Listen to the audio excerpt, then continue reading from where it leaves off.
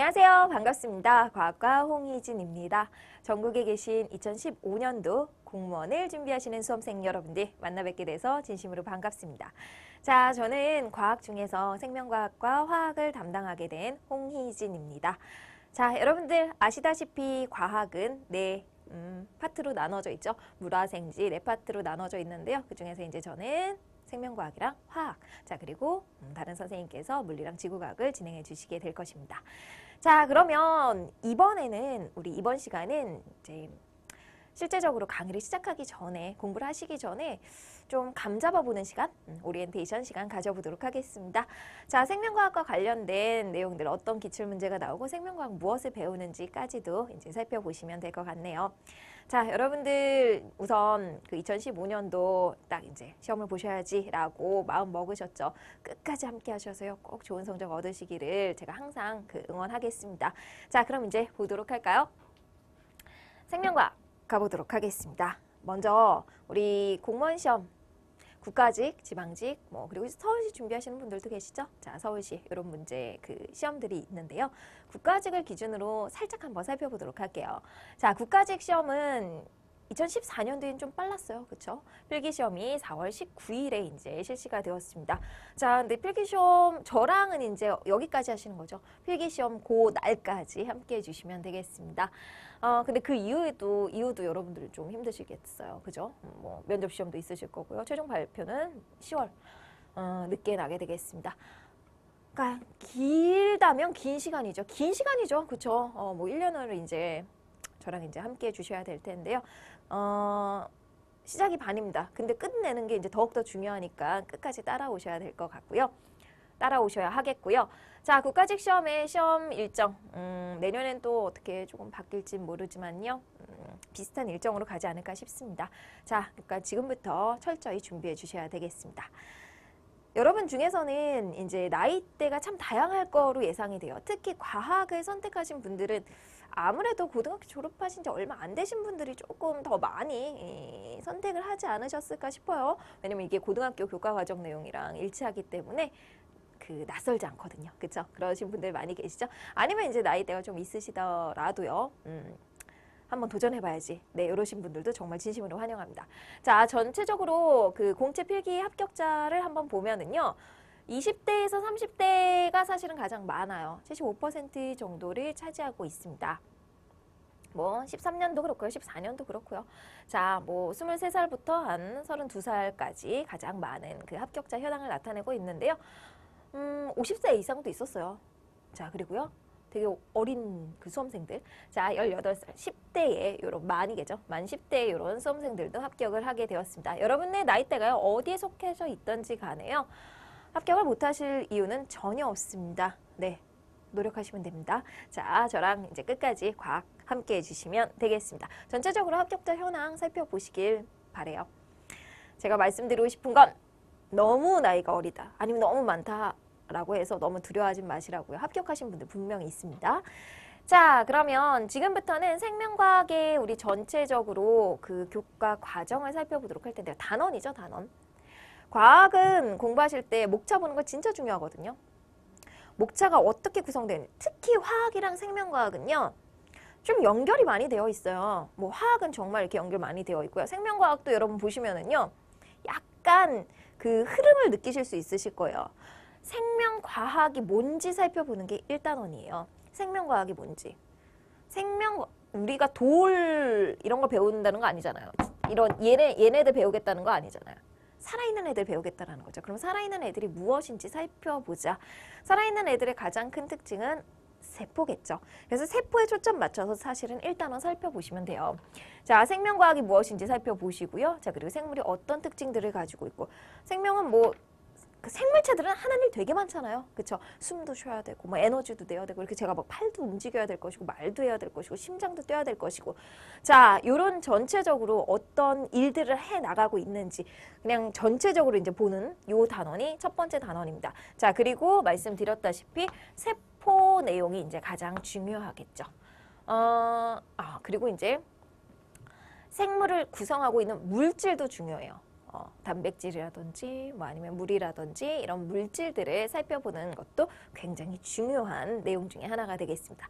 자, 그럼 생물이 뭔지 아신 거예요. 그럼 이제 생물이요, 뭐 하는지 알아야 되겠죠. 생물이 어떤 활동을 해가면서 살아가는지 작은 범위부터 갑니다. 그래서 세포부터 보시면 돼요. 아, 생물이라는 거 세포 있어야지 생물이라며. 그렇다면 그 세포가 어떤 일을 하고, 그리고 어떻게 우리가 부모랑 닮았는지, 강아지가 왜 개랑 닮았는지, 어떻게 자손 대대로 이어져 나갔는지, 이런 거 살펴보는 게 두 번째 단원이 되는 거예요. 자, 그래서 세포 유전 관련된 내용들 출제되고 있습니다. 아, 우리가 살펴보게 될 텐데요. 요때 이제 유전 관련된 내용이 뭐냐면 여러분 너무나 익히 들어보셨을 거예요. 멘델의 유전 법칙 들어보셨죠? 멘델의 유전 법칙을 배우시고요. 그 다음에 사람의 전체적인 유전을 살펴보시면 되는데요. 기출 문제에서 요 부분이요. 정말 거의 매번 한 문제 정도는 나왔어요. 유전과 관련된 내용들이. 유전은 문제 유형이 이따가 제가 소개시켜 드릴 테지만 가계도 문제가 되게 자주 나와요. 자, 그리고 그것뿐만 아니라 유전자형을 통해서 우리가 추론해내는 문제도 출제됩니다. 그러니까 유전 문제는 비교적 지금 우리가 사실 몇 회 기출이 없어요. 그렇죠? 몇 회 기출이 없음에도 불구하고 자주 나오는 부분이다. 그러니까 앞으로도 확률은 높겠죠. 자, 초점 맞춰서 살펴보셔야 되겠습니다. 자, 그 다음 내용은 뭐냐면은요. 우리 몸에서 일어나는 일들 살펴보시는 거예요. 우리 몸에서 일어나는 일들. 뭐예요? 우리 숨 쉬고, 소화시키고, 그쵸? 뭐, 체온 유지하고, 그 다음 뭐 호르몬 작용하고, 이런 것들 살펴보시는 거거든요. 자, 그래서 생명활동, 항상성, 몸의 조절, 그 다음 방어작용까지 살펴보시면 되겠습니다. 비교적 낯설은 건 방어작용 내용이 아닐까 싶습니다. 방어작용 내용. 네, 이 부분을 제외하고 나머지는 좀 익히 좀 알고 계셨던 내용들이 아닐까 싶어요. 우리나라는 또 TV 프로그램이라든지 뭐 아니면 기사라든지 이런 데서 굉장히 많이 다루고 있잖아요. 그쵸? 의사 선생님도 쫙 나와가지고 얘기하는 그런 프로그램 되게 많잖아요. 자, 그렇기 때문에 3단원은 오히려 다른 단원에 비해서 여러분들이 쉽게 아시더라고요. 낯익은 얘기들이 많이 나오니까, 어디서 많이 들어봤던 얘기들이 나오니까 이렇게 해서 이제 세 번째 단원 끝나시면 돼요. 자, 그러면 여기가 이제 사람 얘기가 끝이에요. 사람 기준으로 얘기해가지고. 그러면 그 다음은 뭐예요? 아유, 생물이라는 게 사람만 공부하는 게 아니잖아요. 사람 말고 이제 전체적인 살아있는 애들을 다 살펴보려고 하는데 우리가 뭐 사실 개 뭐 이렇게 다 따로따로 배울 필요는 없고 전체적으로 환경, 생태계 얘기하시면서 마무리 지시면 돼요. 그래서 네 번째 단어는 생태계예요. 자연 속의 인간, 생태계 살펴보시면 되고요. 물질의 순환, 에너지 흐름, 자 그리고 환경 등등 이런 내용들로 마무리 지시면 되겠습니다. 요거 은근히 내용 많거든요. 은근히 많아요. 전체적으로. 근데 실제 문제에서는요. 난이도가 낮은 문제가 요 파트에서 나와요. 에너지가 흐르는 거니 아니면 물질이 순환하는 거니 이런 거 구분할 수 있는지. 자, 뭐 아니면은 우리 그 피라미드 있잖아요. 생태 피라미드 해결해낼 수 있는지. 요 정도 문제 수준이니까요. 내용 자체는 어떻게 보면 좀 방대하긴 하지만 난이도 어렵지 않으니까요. 크게 부담 안 가져셔도 되는 요 네 번째 단원이 되겠습니다. 자, 그렇다면은 첫 번째에서부터 두 번째, 세 번째, 네 번째 단원 역시 마찬가지죠. 어떻게 돼요? 작은 범위에서부터 점점 넓어지고 있습니다. 이해하시고 그 다음에 세포에 대해서 살펴보시고 그 다음에 전체적으로 사람의 몸 안에서 일어나는 일들 초점 맞춰서 공부해 보시고요. 그 다음에 그 사람이 속해져 있는 자연까지 확대해서 공부하시게 될 것입니다. 자, 무엇 공부하는지 이제 아시겠죠? 그럼 우리가 기출 좀 한번 볼게요. 기출을 보도록 하겠는데요. 국가직 문제 2013년도 5문제가 나왔는데요. 첫 번째 문제는 지질과 관련된 내용이 나왔어요. 이게 뭐냐면 우리 몸 구성하는 애들 중에 단백질, 뭐 탄수화물 요거 좀 이따 보실 거예요. 네, 탄수화물, 뭐 단백질 뭐 이런 애들 있거든요. 그중에서 지질에 대해서 묻는 문제 진짜 난이도 쉬운 문제예요. 자, 1단원과 관련된 문제 출제되었습니다. 자, 두 번째는 에너지 흐름과 물질의 순환. 요것도 되게 쉬운 문제였어요. 제가 보여드리진 않는데요. 요것도 이제 쉬운 문제였고 4단원 우리 마지막 생태계 관련된 문제였습니다. 자, 그 다음에 이제 항상성과 건강, 호르몬과 관련된 내용이었고요. 자, 그 다음에 염색체, 세포 관련된 거죠. 자, 그 다음에 유전, 역시 세포 관련된 내용으로 이렇게 출제가 돼요. 보통 생명과학은요. 1단원이랑 4단원은 한 문제 정도? 이 정도 출제되고요. 2, 3단원에서 이제 한 문제 정도 더 이제 출제가 되겠죠. 사실은 여기가 이제 가장 문제도 많이 나오게 될 것이고요. 어렵게 낼 수 있는 부분이 되겠습니다. 2단원, 3단원이요.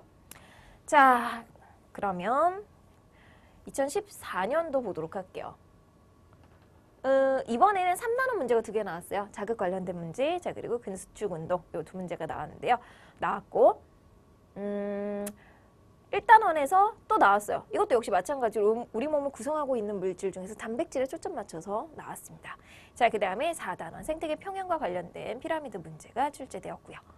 자, 그러니까 2, 3단원에서 약간 어려운 문제가 나올 수 있고 상대적으로 1, 4단원에서는 좀 기본이 되는, 기초가 되는 내용들을 물어볼 수 있구나. 이렇게 생각해 두시면 돼요. 뭐 물론 꼭 그런 건 아니겠지만 대체적으로 그렇게 나올 확률이 높게 되겠습니다. 자, 그럼 우리 좀 살펴볼게요. 2013년도 국가직 문제 중에서 이게 이제 아까 말씀드렸던 지질 문제예요. 1번 문제였거든요. 자, 지질 문제인데 요거는 그냥 지질을 공부하신 분들은 다 아는 내용이었어요. 진짜. 지질이 뭔지, 지질 해가지고, 지질 이렇게 정말 한 번만 공부하신 분들은 다 알 수 있었던 내용. 자, 2개입니다. 꼬리 2개로 이루어져 있습니다. 인지질이 될 것이고요. 자, 3개로 이루어져 있습니다. 중성지방이거든요. 우리 이제 그 피하지방 만드는 애들. 자, 요거 2개를 구분하실 수 있는지 그냥 묻고 있었던 거예요. 얘는 그냥 우리가 그냥 평소에 말하는 지방 덩어리들 있잖아요. 여기 이렇게 피부 밑에 깔려 있는 애들. 걔고요. 얘는요 생체막의 성분이거든요. 그러니까 요거 구분하실 수 있는지 그림 보시고 딱 그냥 살피시고 정답도 굉장히 쉬웠어요. 정답도 그냥 쉽게 찾아낼 수 있었던 문제가 되었습니다. 자, 문제를 뭐 풀어드리진 않을게요. 이런 문제 유형이 있다. 낮은 그 난이도의 문제도 있다라는 거 보여드리는 정도로만 하고 마무리 짓도록 할게요. 자, 그리고 이제 유형 문제로 이제 넘어가 보도록 하겠습니다. 생명과학의 이제 유형은요. 생물에서는 실험을 막 이렇게 과정을 막 적어놓고 내용을 추론해라. 이런 문제는 화학에서는 많이 나와요. 근데 생물에서는 비교적 만나기가 좀 힘들고요. 오히려 그 그림을 줘요. 도식화된 그림이라든지 아니면 새롭게 우리가 그 책에서 못 보던 그림 있잖아요. 못 보던 그림을 이제 새롭게 이제 출제자들이 만들어요. 근데 그게 뭐 없는 거 만드는 게 아니라 약간 모양을 변화시켜서 그리고 그거에 대해서 물어보는 이런 유형이 정말 자주 나오고 있거든요. 자, 지금 보시면은 첫 번째 거는 2013년도 국가직 문제인데 이건 그냥 그림이 주어졌어요. 그림. 이거 그냥 책에서 못 보셨던 그림일 수도 있어요. 이런 그림 안 나올 수 있죠. 그쵸? 자, 근데 이거 그냥 해석만 하시면 되는 거예요. 여기 뭐 인슐린을 분비했네. 인슐린이 가서 그럼 인슐린이 뭐냐? 여기 세모가 인슐린이네. 인슐린이 가서 붙었네. 이런 것만 찾으시면 되거든요. 여긴 가서 인슐린이 못 붙네. 그림만 정확하게 보시면 돼요. 그러면 얘는 작용을 했네. 건강한 사람이네. 얘는 인슐린이 가서 못 붙었네. 당뇨병 환자네. 자, 그림을 해석하는 문제 굉장히 자주 나오고 있고요. 처음 보는 그림이라고 당황만 하지 않으시면 돼요. 여러분이 이미 알고 계셨던 그 교과 과정 내용을요. 그림으로 표현한 것뿐이에요. 과학은 주절주절 쓰는 거 되게 싫어하죠. 그래서 저도 약간 그런 스타일이거든요. 주절주절 쓰는 거 별로 안 좋아해요. 그래서 이제 뭐 장문이라든지 이런 거 별로 즐겨하지 않는데요. 오히려 그 막 한 페이지 긴 내용들을 하나의 그림이라든지 뭐 표라든지 그래프라든지 이렇게 바꾸는 게 훨씬 더 좋거든요. 과학하는 사람은 그게 훨씬 더 편해요. 그래서 여러분들한테도 그런 그 추론 능력을 아마 요하게 될 것입니다. 자, 그림 나오시면은 전혀 당황하지 마시고요. 그림을 하나하나 보시면 돼요. 구석구석까지 살펴보시면 분명히 풀어내실 수 있는 문제 출제될 것입니다. 자, 또 하나 볼까요? 요건 이제 도식화된 거예요. 뭐 도식화라고도 볼 수 없고 원래는 이거 어떻게 나왔냐면 이제 사람이 이렇게 있고 보통 이제 우리가 어떻게 보냐면은 보통 이렇게 사람이 이렇게 그려져 있고 그쵸? 사람이 그려져 있고 뭐 이렇게 해가지고 감각신경에 가가지고 이렇게 해가지고 내려오고 뭐 요런 그림으로 보셨을 거예요. 뇌까지 올려갔다가 뭐 그쵸? 근데 얘는 그런 거 다 필요 없이 이런 거 다 필요 없어. 뭐 사람 그런 거 필요 없이 그냥 딱 그냥 니네가 알아서 이해해. 이렇게 나온 거거든요. 그럼 뭐 이해하시면 돼요. 중추신경계래요. 척수랑 뇌겠네. 자, 그리고 말초신경계겠네요. 이런 거 뭐, 요 팔다리 이런 데까지 뻗어져 있는 애들이겠네. 그쵸? 근데 하나의 그냥 도식화로 짠 간단하게 나왔습니다. 역시 마찬가지로 과학하는 사람 입장에서 이게 훨씬 더 편하죠. 그쵸? 자, 여러분 해석해 내셔야 되겠습니다. 요거 그냥 이렇게 뭐 앞정 밟았을 때 무의식적으로 발 떼는 거 반사 얘기하는 거거든요. 그 척수까지만 가면 돼요. 척수까지만. 그래서 그냥 이렇게 갔다 이렇게 갔다 이렇게 오네. 아니 거꾸로네요. 이렇게 갔다 이렇게 갔다 이렇게 오네. 끝입니다. 이것만 찾아내실 수 있으셨으면 풀어내실 수 있었던 거예요. 자, 첫 번째 기출 유형은 그림 혹은 도식화된 이런 그림 찾아내시면 되겠습니다. 그림이나 도식화된 이런 그림이 나왔을 때는요. 그림에 초점 맞추시면 돼요. 무조건. 그럼 풀어내실 수 있어요. 자, 그 다음에 이제 가계도 문제, 유전 문제 많이 나온다라고 말씀드렸죠. 그렇죠? 유전 문제 많이 나오는데요. 가계도 문제가 출제가 됩니다. 2013년 서울시 문제인데요. 서울시 문제는 오지선다인 거 알고 계시죠? 국가직이나 지방직은 사지선다예요. 근데 서울시 문제는 오지선다입니다. 자, 확률이 떨어졌다라고 생각하시기보단 그냥 정확하게 알고 계시면 뭐 확률이 떨어진 거예요. 그쵸? 풀어내시는 거니까. 괜찮으실 텐데 가계도는 다 하셔야 돼요. 다 하시는 게 가장 속 편해요. 그냥. 자, 근데 제가 추천드리는 건 보통은 물론 안 그럴 수도 있지만 유전병을 가지고 있으면 열성일 경우가 굉장히 많이 있어요. 그래서 요런 애들을 좀 집중적으로 먼저 살펴보셔야 돼요. 자, 그리고 남자, 여자의 구성의 비를 좀 살펴보셔서 이게 성염색체인지 상염색체인지를 좀 구분하시는 걸 먼저 하세요. Y염색체 있다라고 하면은 여자의 유전병은 아예 안 나타나야 될 거예요. 근데 지금 여자들 나타나니까 이거 Y염색체 아니죠? 자, 그쵸? 자, 그리고 만약에 X염색체라고 하면은 남성이 좀 불리하잖아요. 그쵸? 남성이 뭐 생맹이라든지 이런 혈우병 훨씬 더 발병률이 높습니다. 자, 그렇기 때문에 그 X염색체 있다라고 하면은 전체적으로 가계도를 봤을 때 남자가 좀 많이 보이면 요것도 이제 X염색체라고 의심하시면서 시작하시면 돼요. 자, 근데 그렇지 않을 경우엔 그냥 상염색체다라고 의심하시면서 시작해 주시면 되는데요. 조금 전에 말씀드렸다시피 유전병은 보통 열성인 경우가 되게 많아요. 그래서 이런 경우에 바로 열성으로 바로 해결이 되죠. 열성 순종일 때 딱 나타난다. 그럼 이제 나머지 이제 다 이렇게 해결하셔서 하시면 돼요. 그러니까 몇 가지 이제 팁이 있습니다. 이런 것들은 풀어내시면서 연습해 주시면 되겠네요. 자, 그러면 오지선다 문제였다라는 것 한번 살펴보시고요. 그 다음에 이제 또 2013년도 국가직 문제에도 나왔어요. 요거는 자, 뭐 성염색체인가 상염색체인가 생각하시기 전에 문제를 읽으세요. 무조건. 문제에서 주어졌어요. 아예 딱 주어졌어요. 너무 복잡한 그 경우의 수가 나올 경우에는요.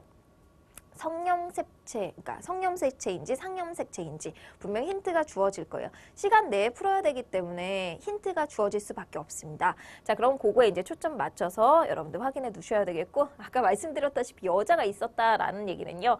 Y염색체가 아니라 X염색체에 있는 어떤 유전병이 되겠죠. 자, 이와 같은 그 원리로 쭉 풀어내시면 되겠고요. 보통은 열성을 유전병으로 해서 먼저 풀어내세요. 근데 하다가 보면은 막히는 경우가 있어요. 계산이 안 나오는 경우 있어요. 그럼 우성으로 돌리셔야 돼요. 유전병이 우성일 경우도 있습니다. 꼭 열성만 있는 건 아니에요. 이 같은 경우는 우성이었거든요. 풀어내시다 보시면은 막히는 부분이 있으면 바꿔서 재빠르게 바꿔서 풀어내셔야 된다. 해석해내셔야 된다. 자, 가계도 문제였습니다. 사실 이제 생명과학 문제는 이렇게 나눌 수 있어요. 주어진 자료, 그림, 뭐 이런 것들 있죠. 해석하는 거. 아까도 말씀드렸다시피 그림이나 이 도식화된 그림, 이런 그림을 정말 하나도 놓치지 말고 다 보시면 돼요. 오히려 더 쉬워요, 문제 자체가. 그러니까 요걸 약간 꽉기 때문에 문제 자체에서 묻는 걸 더 꼬기는 힘들어요. 그러니까 요거 해석하시는 거. 자, 그 다음 가계도. 혹은 그 유전자형으로 그냥 물어볼 수도 있어요. 유전자형. 그러니까 유전과 관련된 문제가 비교적 좀 많이 나온다라는 거 하나 말씀드리고요. 그 다음엔 난이도 쉬운 애들 있죠. 지질 얘기 물어본다든지 막 무슨 아미노산 얘기 물어본다든지 이런 기초 개념을 물어보는 세부 내용 문제가요. 보통 한 문제 이상씩 출제가 매번 되고 있어요. 모든 그 시험에서. 정말 지질, 아미노산, 뭐 염색체, 막 이런 거 묻는 거예요. 상동 염색체, 뭐 이가 염색체 이런 거 아는지 묻는 정말 기본되는 문제들입니다. 자, 난이도 하의 문제들도요. 놓치지 말고 여러분들이 공부해 보셔야 되겠죠. 보통 요거는 1단원 관련된 문제들이 많이 나와요. 마지막에 기초 개념 확인하는 문제들은. 자, 그럼 기출 유형들도 저랑 살펴보셨습니다. 긴 시간 이제 저랑 함께 해주셔야 되는데요. 뭐 막상 보시니까 하실만 하시겠죠? 제가 뭐 자세하게 용어라든지 이런 거는 이번 시간에 일부러 더 안 했어요. 왜냐면 그건 이제 실제 강의를 하시고 나시면 다 정리되실 내용들이니까. 자, 기출문제 살펴보신 결과 충분히 자신감 얻으셨을 거라 믿고요. 저는 이제 실제 강의에서 찾아뵙도록 하겠습니다. 오늘도 이제 고생 많이 하셨고요. 앞으로 저랑 긴 시간 동안 함께 해주세요. 항상 제가 마음속으로 응원 드리도록 하겠고요. 제가 좋아하는 명언 하나 소개시켜드리면서 인사드리도록 할게요. 자, 나와라. 요거 정말 저는 마음에 와닿더라고요. 인생에서 실패한 다수의 사람은 성공을 목전에 두고도 모른 채 포기한 이들이다. 토마스 에디슨이 이렇게 얘기했습니다. 정말 그런 것 같지 않아요? 그죠? 분명히 이제 긴 시간을 같이 노력해도요. 어느 순간 하시다 도중에 포기하는 분들이 있으실 거예요. 근데 그분 정말 조금만 더 갔으면 되는데, 그죠? 조금만 더 갔으면 되는데. 자, 목전에 두고서 우리는 포기하지 말고요. 끝까지 저랑 합격의 영광 얻으시길 바라겠습니다. 제가 항상 응원할게요. 많이 이제 열심히 도와드리도록 하겠습니다. 자, 그럼 실제 시험에서, 실제 시험이 아니죠. 실제 강의에서 만나 뵙도록 하겠습니다. 수고하셨습니다. 그럼 안녕히 계세요.